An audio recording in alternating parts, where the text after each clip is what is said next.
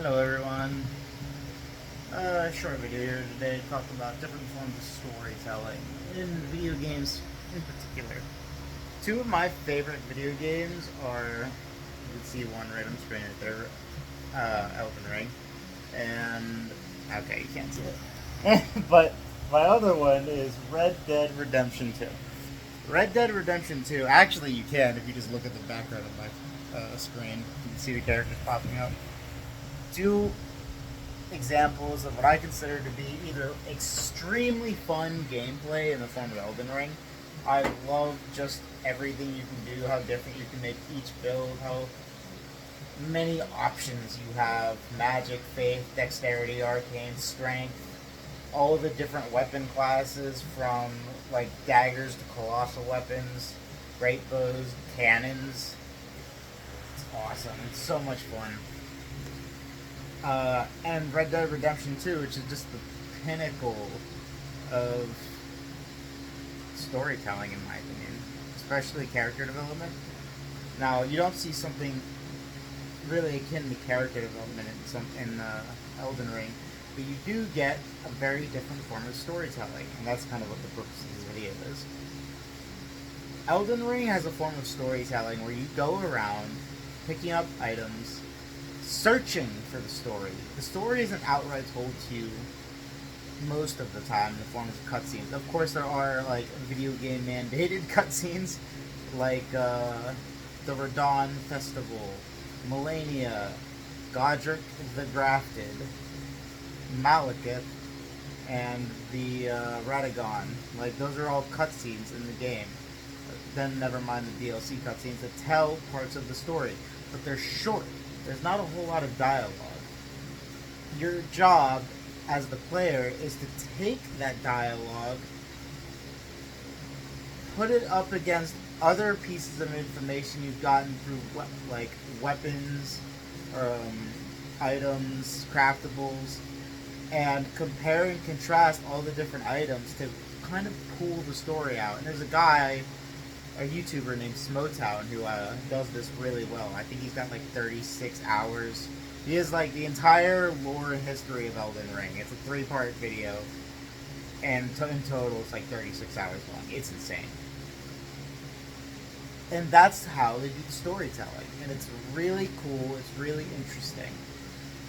Versus Red Dead Redemption 2, which has a much more straightforward story where everything is in cutscenes.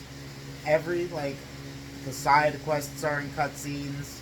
There's multiple cutscenes each mission, but it's very specifically designed to tell you a story. To tell you the story specifically of Arthur's character development from a misguided man who's turned to a life of crime through having no other real option, and it being the only thing he knows, especially growing up with his father. I hope you have fantasy too loud in the background. I'll probably have to watch this later to figure that out. And morphing into a genuine good man who will go out of his way to help people because he believes helping people is the right thing to do. It's an amazing storyline. It's probably my favorite storyline in all of gaming history. The character development is beautiful. The plot is great. The tragedy is wonderful, and the happy moments are fantastic. It does a wonderful job of just from the very beginning letting you know that things were going downhill, and it was just getting worse and worse and worse until the end.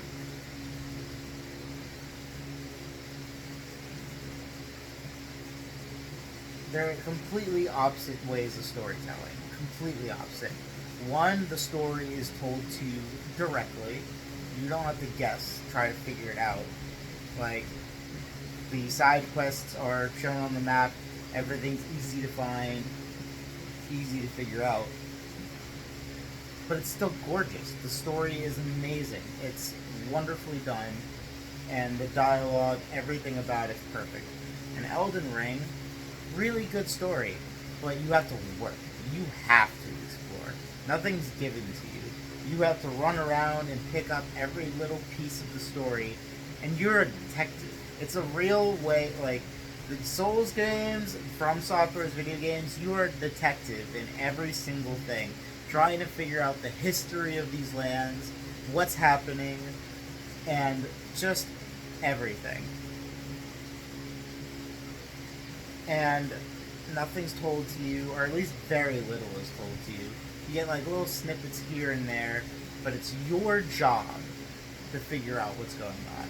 The game doesn't have to explicitly tell you, and if you don't do any kind of like research or detective work, you're just going to miss parts of the story.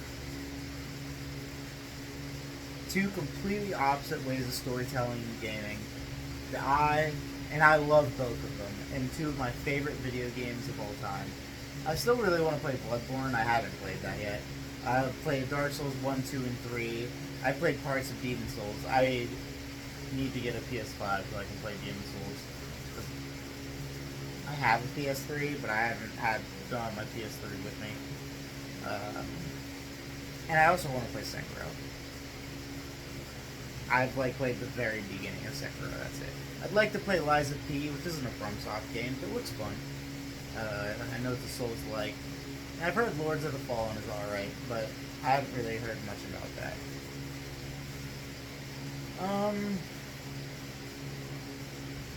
Red Dead Redemption. I want them to make a Red Dead Redemption 3. I've heard rumors. I'm also really excited for GTA 6. I personally am a huge fan of Rockstar. Their games are always a masterclass in storytelling, in my opinion.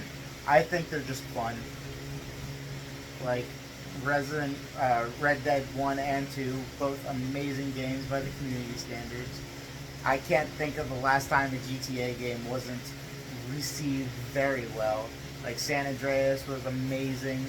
Vice City was great. I don't really know anything about Vice City. I've never played it. GTA 4 is awesome. Probably one of my favorites. And then GTA 5 was incredible. Probably had a bit...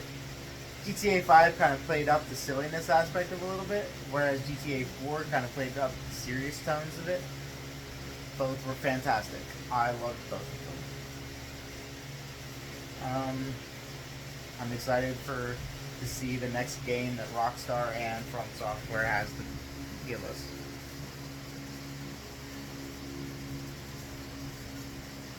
That's about it. Sorry for the rants.